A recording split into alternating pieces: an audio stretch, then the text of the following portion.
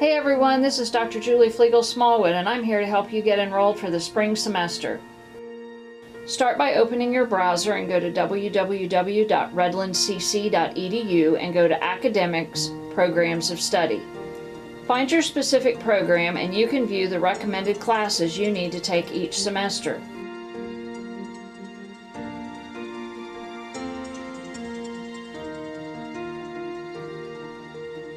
Then, open up another tab and go to My Redlands page and log in. Go to the Student tab and select Enrollment, then click Add Drop Courses.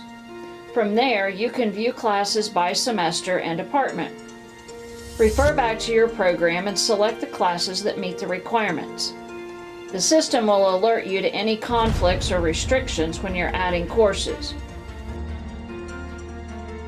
To drop classes, simply hit Drop to the right of that course.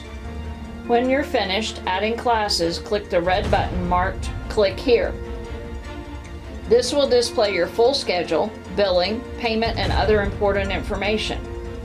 Scroll all the way to the bottom and make sure to read everything.